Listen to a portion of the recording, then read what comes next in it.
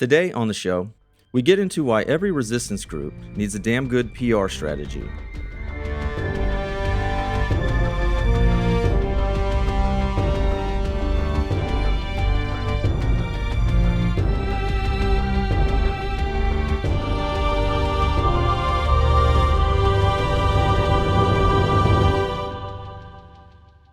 Welcome to Lore Party, the podcast that explores the stories, characters, and universes of our favorite video games.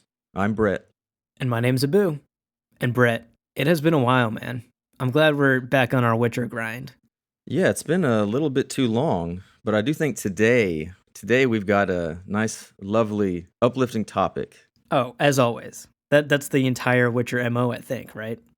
So, today we're talking about the Scoia'tael, the non-human resistance group, and we're going to be talking more largely about just human and elvish relationships, because the Scoia'tael are sort of the result of this long history between humans and elves, and humans and non-humans, dwarves, gnomes.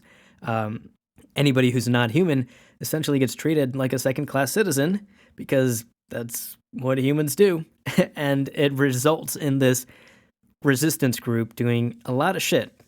Yeah, the dwarves and gnomes kind of get the short end of the stick. Like, it's mainly the elves. Yeah. When you think of Scoia'tael, it's the elves, mainly because it's elven, for squirrels. But basically, yeah, the humans were the last ones to get on the continent, which that's another thing I won't go on too big a tangent about. Like, it's just the continent. There's no name for the Witcher continent. Right. And it's not like Scoia'tael Middle never Earth. named it. Yeah, it's just called the continent. Yeah, which at first I was like, well, that's kind of weird. And then I was like, well, I kind of like it that he didn't name it. Then I thought, why wouldn't you name it? Like, you would think, like, it's fantasy. The whole point or the whole fun of writing fantasy is you get to think of these weird names. And right, the world building, like, and like you the world building universe and you populate it with all your little ideas. Yes, which again was done really well. And then it's like, oh yeah, the continent. No one ever calls it anything else. You would think somebody would just say, like, oh yeah, this is like, there'd be an elven word for it, or a gnome. Someone who was there long before the humans, but apparently not. Yeah, apparently not. Well, we should actually get into that, because there's actually a long history before the humans arrive, which I find really interesting. And unlike a lot of other fantasy out there, humanity wasn't around for, since the beginning. And in fact, humanity was sort of this accident of something called the conjunction of spheres, and they showed up in a world that was already populated by dwarves and gnomes and elves, which I find extremely fascinating. This unnamed continent was already populated by these quote-unquote elder races, and then humans showed up, and as we do, started just fucking shit up. Yeah, a good introduction or explanation of the conjunction of the spheres is in the beginning to The Witcher 3, that opening cinematic, where it explains that that's where magic and all these monsters kind of came into this world. Mm-hmm. And basically, yeah, as Sapkowski is prone to do, humans come in and, as you said perfectly, did what humans do, where they come in and they're like, oh, we like that, we want that. So we're going to be all kind of buddy at first, and then we're kind of going to take advantage of you. And we're going to kick you off your lands, and then act like it was ours to begin with, and then persecute you for being on that land. And it's mainly was the elves. And a big thing about the elves was you have the Ensaid, which I looked at the pronunciation of that, and I believe that's how you say it. Nice. And the NL. The Ensaid are basically the elves that are in the continent. And the NL were the elves who left to inhabit another world, the most famous of them being the Wild Hunt, Eredin and all them is known from it. So those are two big differences in the elves. They do share a common ancestry, but you're correct that they eventually split off, and the Ensaid. There's going to be a lot of pronunciation problems for me this episode. yeah, we'll get it. We'll get it. But the Ensaid, you're right, are the elves that we sort of know and interact with in the games, and who Geralt interacts with for the most part.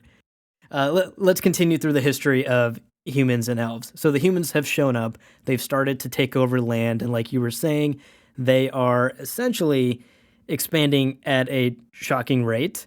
The elves and the humans try to, at first, do some diplomacy, get along, do some collaboration. At one point, the elves even take some human children under their wings and try to train them in their ways and in magic.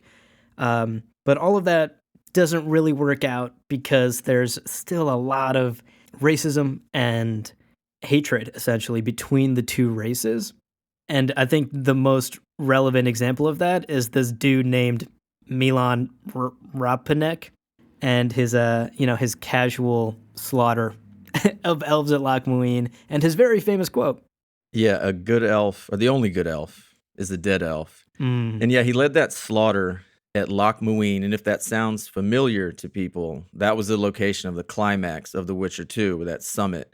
But this can be what you can say is the catalyst that really started to where the elves were like, okay, they're not going to stop expanding. And when we say they, were talking about the northern kingdoms. And there's a bunch of different northern kingdoms, but the one thing they were always together on was we want to expand. And hey, we can expand against each other, sure, but let's do that through marriages and all that. These elves, these non-humans, let's just kick them off their land. That culminates in the elven leader, if you will, Ailerin, which is the White Rose of Scoia'tael. And Ailerin decided, as they were fighting back, to where she was going to say, or what she did was, we're not going to let our palaces and our civilization fall into human hands. We're going to destroy it and then make a final stand. And we call it a final stand because she died and took with her a lot of young elves too. And this is explained in the book Blood of Elves when Geralt shows Ciri this ruins of this palace, that they never truly recovered. And the elves have really been on the defensive and have been short in numbers ever since this last stand. So she's a hero to the elves, but at the same time, it's almost looked at that was just a disaster. Like, yeah, you made a final stand and we'll build a statue to you and sing songs about you. But this was almost a death rattle for the elves. Right. I mean, I think to Alaran, it became clear that the humans were not going to stop. There were some elder elves who were like, no, let's just move out of our cities and outlive these humans, right? Like, we are essentially immortal. We live lives that are much, much longer than humans. Let's just wait it out and let's outlive them. And then Alaran disagreed and decided revolution was the way to go. But you're right. She became a hero in elvish and human folklore, but she lost. She lost pretty bad, and you're absolutely correct that alongside her were a lot of other young elves, and elves are only fertile when they're young. And they go to war and get killed off in Alaran's revolution. That's a devastating blow to the elves, and that's one that, to this day, to modern day, the books and the games and where the story picks up and where we as the player jump in, the elves are still recovering from that fatal blow of Alaran losing.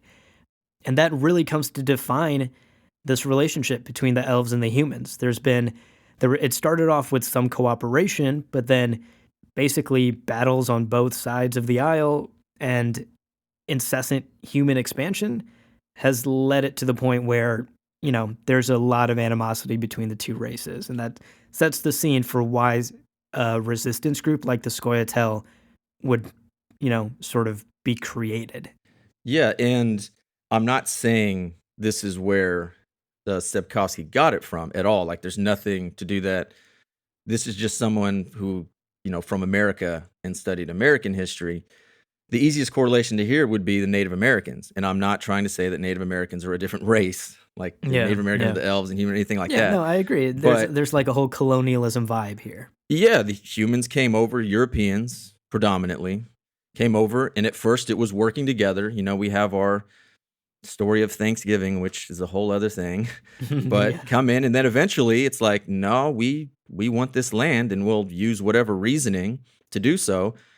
Kick them off their lands and start all of this, fighting. A lot of times, Scoia'tael tactics are almost like Native American tactics, but eventually they're kicked off their lands. They're replaced and they became second-class citizens. And even to this day in American history, Native Americans have never really recovered or been to where they were when the Europeans came.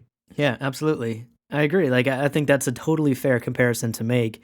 The entire time I was doing research for this episode in particular, I kept going back to that where I was like, wow, this is just like a huge sort of allegory for just colonialism, just humanity showing up, wiping out whatever the indigenous population is, simply because humanity can't control itself and wants to continue to expand and will do it at any cost. I think that's a totally fair comparison to make. The difference here is that the Scoia'tael were formed out of this sort of prejudice and this fraught relationship between humans and non-humans in a sort of resistance group. And there are parallels you can draw to real life examples of something like that happening too. But I think the Scoia'tael are unique in the way that they allied with the Nilfgaard, which ultimately sort of bit them in the ass. Yeah, that's a perfect segue, especially into the irony, because like we said, it was colonialism, it was imperialism of the northern realms that kicked them off their lands, and so they ally with the Nilfgaardian Empire, who are going to use imperialism and colonialism to take back land. So again, we're beating a dead horse by saying this, but it is like the perfect thing of The Witcher, where there is no good, like complete altruistic good, where somebody out there was trying to do good by everybody, and then their tactics kind of did it, which I actually like because that's not realistic. Everybody who's tried that in history has lost, Right. because Right. you have to get your hands dirty. So they ally with Nilfgaard. The main thing happened was conquest of Dol Blathana, and the elves, dwarves, gnomes, and halflings are finally saying, like, okay, we're not going to be able to get our lands back or even survive with diplomacy. So they ally with Nilfgaard mainly through the Secret Service, so they can be kind of use the underhanded tactics. And they started supporting this invasion during the Second Northern War. The first invasion of Nilfgaard did not do any of that. And the Nilfgaardians realized, hey, we have a huge weapon here to use. And I emphasize the word use because they used them with promises of revenge and recovery of their lands.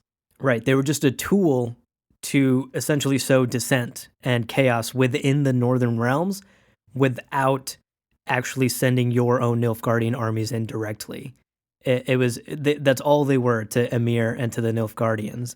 The Scoia'tael were just this tool that they could use that was already on the inside of the Northern Kingdoms and was already, they already hated the Northern Kingdoms. There wasn't a whole lot of convincing to be done there. They just made some empty promises about giving them their land back and their freedoms back. Yeah, and the one thing, though, that they did keep their word on was the Dol Blathana. And Dol Blathana was established and given to the elves with Francisca Findabair, Enid on Glenna, and she was made queen of Dol Blathana. And they kept their word on that aspect, but then kind of the end outcome was a little bit muddled. Yeah. But we'll get there. But for the most part, like, that was it. But yeah, it's, again, the historical correlation here would be World War II, the Eastern European partisans fighting back against the Nazis, and you had the Soviets who came back, and they were like, okay, we'll use them because they cost us nothing. They're out there fighting. Okay, disrupt their line of supplies, just basically give them hell behind the lines, and then, oh yeah, what do you want? Okay, yeah, we'll do that. We'll worry about that after the war, but for now, do all this. And as you kind of learn after the war, it's a little bit like, well, you don't really have any leverage now. We're kind of going to do whatever we want with you now. Yeah, just completely got used. Just a tool for the Nilfgaardians. And we'll talk about this later when we talk about the Scoia'tael and their sort of vision. But that's one thing that I absolutely had a problem with. But before we get into that, let's actually talk about the Scoia'tael specifically. You already mentioned earlier in the episode that Scoia'tael translates to squirrel. They also attach squirrel tails to their clothing. So 2 reasons why they're known as the squirrels. Their structure, though, is just small commando groups, if I'm not mistaken. They don't have like a central governing body or somebody who is sort of organizing all of this. They're just small pockets of commando groups who are essentially fighting against humans in some sort of attempt to regain their lands and their freedoms. Yeah, the only one that I believe was mentioned that was more organized, if you will, was the Vryad Brigade, which was led by Isengrim Fualtierna. I think is about it. Yeah, close enough. Fualtierna. Yeah, and they operated under like direct Nilfgaardian command, is what it said. Like it was like the 4th Cavalry, Yeah. and they were famous for Brenna, which again we'll get to because everything seems to come to a head at the Battle of Brenna. But for the most part, yeah, they were behind the lines, they were in the forests, and it became they might attack at any time. They might attack an outlying village, they might attack a wagon train, any kind of supply train. It could just be a random merchant train. So if you were traveling, if you're human and traveling on your own through these lands, you're just waiting to get ambushed, especially if you had no protection. Right. It was completely guerrilla tactics. And you actually wrote down in our notes I see here psychological warfare. The idea of like, if I am a human merchant, this road may or may not be safe because there might be Scoia'tael just waiting to fucking kill me. You know, like that I think was a big part of their strategy, was strike fear into the hearts of humanity. Whether or not that was the right way to go and whether or not that was the correct PR message to be sending out as a non-human group, I'm not so sure. But what's interesting is I don't know if I would categorize this necessarily as guerrilla warfare. To me seems like something that the American colonies did against the British Army. This strikes me as a little bit different than like, oh, we are like a small group, grassroots group, a militia or a collective that is fighting a superpower for our freedom. That was the American colonies trying to get their freedom from Great Britain. This strikes me more as like, we are just sort of angry, oppressed people, and we're just fighting against everyone. If that makes sense, if that distinction makes sense. Yeah, with their like the psychological warfare, where them and Nilfgaardians attack a village and they don't take any prisoners. And the ones that survived, they rounded into a circle and then basically just slaughtered, like what seems to be for fun. And those are the Nilfgaardians and the Scoia'tael. And so you kind of get that where they're not going to take any prisoners. They're fighting under what was known as like a red flag, if you will. And the good thing about that is you strike fear into them. The bad thing about it is you're not going to get any prisoners taken either of your own. And so it just became this kill on sight and hang on the roads and this is what's going to happen if you fight us. And that just feeds into that anti-elven persecution where you're an elf, you're going to be helping them. Right. And you see that in The Witcher 2 when you get to Flotsam. And it's just, no, there's Scoia'tael out there, which there really were Scoia'tael out there. So any elves, well, it's their race. They're just going to help them. Like, there's just only a matter of time. Just the assumption that every human just took that assumption. Yeah. It's where you want to say like, oh, they're bad, but they were maybe like their tactics were, but at the same time, it's their land was taken. But right, yeah, but now they're with Nilfgaardians, and it's just like, oh my God. Can everybody lose? And a new society come out of this somehow? Yeah, I agree. I think the vision of the Scoia'tael, I would agree with. I don't know if the actual reality of the Scoia'tael is something I could get behind. I just can't get behind the idea that they essentially just declared war on all humans, and they're like, yeah, if you're a human, we're gonna slaughter you. That's our entire tactic. I just don't see what the end goal is, and we'll get into that a bit more because I have a lot of thoughts to share about the Scoia'tael. Yeah, I was gonna say that too. So yeah, we can get to, like I said before, everything culminates in the Battle of Brenna, and the outcome of the Battle of Brenna is the Nilfgaardian advance is stopped and essentially brings an end to the Second War. What out of that comes is the Peace of Cintra. Mm-hmm. Now, the main thing regarding the Scoia'tael comes from the Peace of Cintra is the Scoia'tael are done, and Dol Blathanna, which stayed autonomous, but they were reduced to a rank of duchy, which, okay. Yeah. But it was equal treatment to humans and elves, but they had to essentially turn over 32 of the elven commanders that were branded as war criminals, and they would essentially be given a fair trial, wink, wink, Quote unquote okay? fair, yeah. Yeah. Yeah, which I think it's actually said that most of them were killed even before it. But out of that, Isengrim and Yorvith, who again become a major character in the games, they escape. And so this basically leaves the Scoia'tael on the run and with no allies at all. Because Nilfgaard basically says, like, okay, we're done with the Scoia'tael. And that was the only chance and the only support they really had. For the Scoia'tael, I think losing those commandos, being branded as war criminals, they lost out. I don't think there was even a small victory for them in the end here. And Isengrim and Yorvith really just escaped with their lives from a situation that completely fell apart. Like, I think at that point, the Scoia'tael have crumbled. You know, like Yorvith, I know, goes back and rebuilds some of his old squad again and gets some elves together. And there are small pockets of resistance that we come across in the games after the Battle of Brenna. But at this point, I think the Scoia'tael have basically failed their mission because they got stabbed in the back by Nilfgaard, or they at least fell for the empty promises there. Yeah, and they picked the wrong horse. Oh yeah, They sided with Nilfgaard, and Nilfgaard lost. What would have been really interesting would have been what would have happened had Nilfgaard won. Would they have just taken everything and been like, oh yeah, you've got your Dol Blithana, and there you go? Would they have given them back some other lands? I don't think so. Probably not. Yeah, I don't think so. Because just like you laid out earlier, once the war is won, let's say hypothetically Nilfgaard won the war, the Scoia'tael have no more chips to bargain with, right? Like the Nilfgaardians have the upper hand at this point. They can just tell them to fuck off. Like they use them for what they needed to, and with the victory, Nilfgaard can just be like, sure, here, I have no Dol Blithana, but get the fuck out of our face. I don't think they would give the Scoia'tael any land.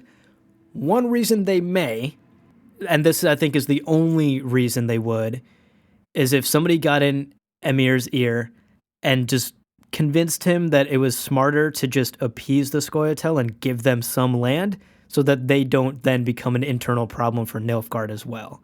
That would probably be the diplomatic reason to do that. Yeah, and the other thing would be the history of the Nilfgaardian and their relationship to elves and the language and all of that. But, you know, with those invasions, even while the war was ongoing, they were settling. They were putting Nilfgaardian settlers in Northern Realms. And so it's just, no, they were Nilfgaardians, you know? So this is for Nilfgaard and to do all that. So maybe, I don't know. I don't think so. When you have imperialistic expansionist empires like that, they're not into giving people their own land. I agree. I think ultimately they wouldn't even go that diplomatic route, even if it was the smart route to go. I think they would be arrogant enough to just believe that they could crush the Scoia'tael if they ever rose up against them, you know? Like they have the largest military might on the continent. The Scoia'tael are just a bug that they can squash. And not only that, but then they could have used the northerners they conquered to be like, oh, the elves are gonna threaten. Well, we'll use them to wipe them out. Yeah, and just then conscript you know, them, yeah. kind of pit them against each other and just stay back and be like, okay, y'all just kind of get at it. Wow, we are a cynical bunch, Brett. Goddamn. I mean, it's hard not to be. Yeah, It's hard not to be when you're dealing with, like, because the Northern Realms, to me, the Northern Realms all suck. Like, they're all a bunch of autocratic, absolute monarchs. They're no good. Yeah. The Nilfgaard, we've had a whole episode how I feel about Nilfgaard. Yep. And then, like you said, the Scoia'tael, I'm like, well, I sympathize with them, but, you know, okay, maybe, I don't know. Well, let's actually dig into that, because this is the part of the conversation that I've been just itching to get to. What are your thoughts on the Scoia'tael and the elves that join the Scoia'tael? Because we've covered this, like, very extensive human-elf relationship up to this point. There's a lot of bloodshed there. There's a lot of hurt feelings, is probably an understatement, but it's a very fraught relationship. And you're saying you empathize with them. Does that mean you also agree with their cause and agree with their tactics? And this is where it's kind of where I'm going to be kind of speaking out of both sides of my mouth, where it's, I do.